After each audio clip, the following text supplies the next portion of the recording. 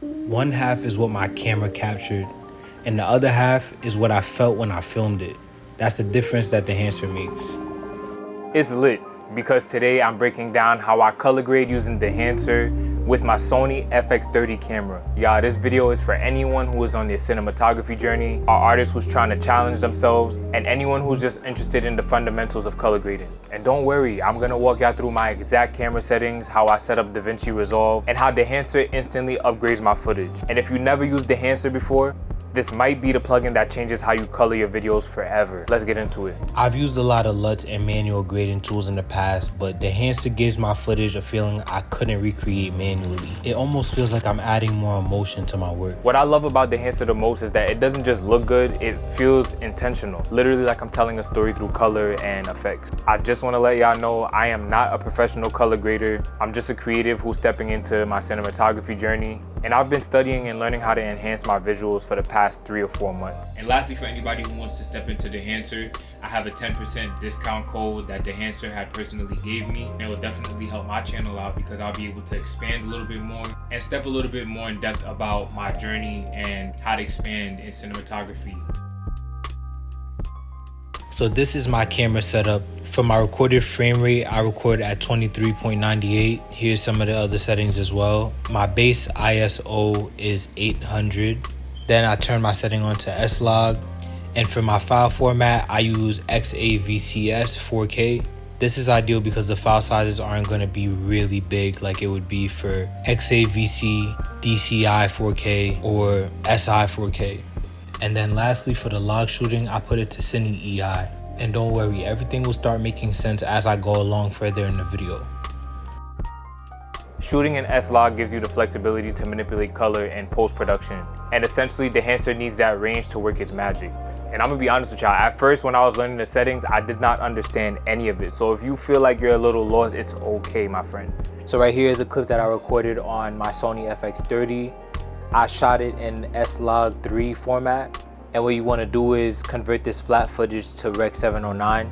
So when you're starting off, you want to go to your settings on the bottom right here. For your timeline color space, you're going to go to DaVinci Wide Gamut. And for output color space, I put Rec 709A. The reason why I use DaVinci Wide Gamut Intermediate is because I get the most color information from my editing. And the reason why I'm using Rec 709A is because I'm using a MacBook.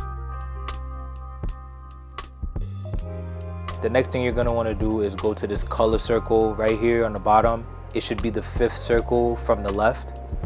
And as you can see, there's a square in the middle. Essentially, these are called your nodes. This is what you are using to create your color grading and any effects or tools that will amplify your video. So for the first node, you're going to right click it and you're gonna call it CST. This is color space transform. And then what you're gonna do is you're gonna go over to effects over on the top right, color space transform. You're gonna drag that over here. Then you're gonna create another node. So if you're using the Mac, it would be Option S, and then you go over to effects again, take color space transform and drag it into that one. Make sure that you label it CST. So for the input color space, what you're gonna do is you click the first color space transform box. Then next I'm gonna go to Sony S Gamma 3.Cine, input gamma Sony S-Log 3. So you can see the color changing on the screen right here. Then for the output color space, we're gonna do DaVinci Wide Gamut. And then output gamma, I'm gonna put DaVinci Intermediate. Now here's the thing, when I first started doing this, I was like, where's the info bar of what these things mean, you feel me? And honestly, this is why I'm so happy that I'm creating a video like this for y'all, because the more that you do this, the more you'll understand why certain inputs and outputs are going to change your image, primarily because of the camera that you are using and or the computer that you are using. Now you're gonna click on the second node. For input color space, you're gonna put DaVinci Wide Gamut. And then for input gamma, you are going to put DaVinci Intermediate. DaVinci Wide Gamut, DaVinci Intermediate. And then for the output color space, we're gonna put Rec 709. And then for the output gamma, we're going to put Rec 709A. This is what I also learned, but just to specify, the reason why I'm creating 2 color space transform nodes is so that the nodes can retain as much information as possible when adding effects and improving the color. All right, so what we're gonna do is we're gonna create our nodes like this. and we're going to label them. So usually I would have like my white balance node, I'll have my exposure node, I have my node for my contrast, I have my node for saturation, so I'll call it sat, and that's it. So now you're gonna create a compound node by pressing Option P, and you're going to drag this one up, create another one, drag it down, and then you're gonna go over to color space transform, this last node right here, create 2 more, and then create a compound node with this. And then you're gonna title this Dehancer. The next thing you're gonna do is click this compound node, then label this CST, color space transform. Then I'm gonna convert this to Rec 709. Then for the input, you're gonna do Gamma 24, then the output color space, Rec 709. And then you're gonna do Cineon film log. Again, you're gonna have Rec 709 for the input color space. Input gamma is gonna be Gamma 24, output color space, Rec 709, output gamma, Cineon film log. Next, for this next node over here, we are going to use Dehancer. So we're gonna drag Dehancer over to this, title this Dehancer 2. So now that we're in Dehancer Pro, we are going to be using the camera that we shot on. So you're gonna go to choose camera. I shot on Sony. My camera is the Sony Cinemaline FX30. And I shot S-Log 3 Gamut ISO 800. I usually be switching it up just to like play around with the different films. I like Fuji Color Pro 400. It just gives it a more like nostalgic vibe to me. This is how it looks when the film is off versus on. So I like to make sure that when I do it, I don't like add too much film, you feel me? The next thing that I do is when I go to print, these are the different prints that you can do. So this is Kodak 2383 print film. That has like a more darker feel to it. This one has like a little bit more vintage. Like it looks like maybe like a 1970s or 1980s aesthetic. This is how it looks with and without with. So I can turn the exposure up right here, just so it's not too dark. So this is something that I feel like is really cool, right? This is the halation feature. So halation essentially makes your video have like a fuzzy like light around the images, and it kind of gives it like a dreamy vibe. There's different types that you can do. So this is how it looks before, after. For the grain, I don't like too much grain on my stuff. Sometimes it could take away from the cinematic feel to it. I just like futuristic aesthetics with a little bit of vintage mixed with it, you feel me? So you can just choose your film grain up to your preference. And then bloom is cool. I ain't gonna lie, I really rock with bloom, because this is the thing that is able to also amplify the light source around you. It kind of makes the image look a little bit softer. So this is with, without, and with. The halation's 43, and then I put the bloom at like 82, you feel me? For the film damage, that kind of is like something I don't really play with too much. So the film damage is essentially these spots that kind of pop up that makes it also a vintage vibe. I like this a lot, and I haven't played around with it too much, but this is something I feel like I'm gonna start using depending on what I'm doing. Because I'm in an airport right now, it kind of essentially feels like I'm time traveling, you feel me? So I'm gonna add that and probably put it to 36. And I like the 16mm Super 16. That's more of my vibe. This, I ain't gonna lie, this is looking pretty good. This is looking like a movie already, you feel me? But now what I would want to do is I'll go back to my nodes. If I want to essentially change stuff around, this is where it kind of gets fun. This is where the science and the magic happens when you have your nodes. So my white balance, this is more of like the temperature. So it's a little warm. So I kind of want to make it a little bit cooler. I'll probably put it to like -660. Feel me? Like I said, when you have your nodes, you want to specifically change the settings for that specific node that you created. So now I have the exposure.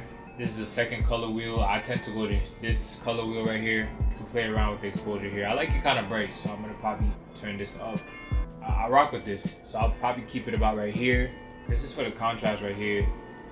So I'll probably turn the contrast up just a little bit, not too much. I don't want it to be too harsh. And then for the saturation, if you want to play around with the color a little bit more, we can go right here, add a little bit of color. So let's say if I wanted it to be really bright, really drastic, you feel me? I could turn this up a little bit, and this is essentially what it looks like. I think this is beautiful. Damn, I ain't gonna lie. Even me practicing right now, I feel like this is cool for me because I'm getting the hang of what it looks like, and I'm getting the hang of what it means to color grade, you know what I'm saying? But this looks good to me. I'm not gonna lie, I'm pretty happy with this, and this is essentially how I would color grade my stuff. Again, the cool part is that everything is very customizable. There's not one specific way to do this, and the more that you play around with it, the more loopholes you're gonna find, the more features you're gonna be able to amplify, the more you're going to be able to take your imagery to the next level. See, this is why I'm here, because I'm gonna drop some gems on y'all. I did not understand how to create my own LUT because, you know, if I exited out of this, let's say I didn't save it or it deleted, I would have had to do this all over again. So I'm going to teach you how to create your own LUT right now. So now that we have this created, what we're gonna do is go to the file timeline, the color wheel, click on the video on the timeline, right? We're gonna right click, we're gonna generate a LUT. And the standard is 33 point cube. So I'm gonna save my LUT into a folder. Let's say I save it to DaVinci Resolve, and I put standard, dreamy, save that. Then what you're gonna do is you're gonna go to DaVinci Resolve on the top, preferences, add, right click, generate LUT. 33 point cube is the standard. So what I'm going to do is I'm gonna go to desktop, and I created this folder right here, standard DV LUT. I'm gonna save it as dreamy vintage LUT. Save it,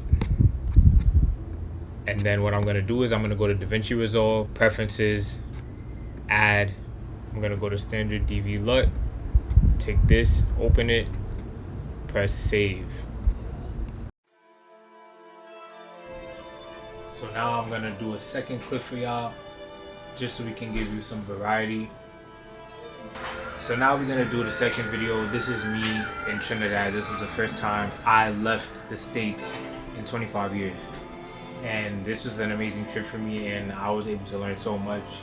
And the best part is I'm able to learn and expand on my color grading journey. So we're gonna see what's up right now. So we're gonna do color space transform, Sony S Gamut, Cine.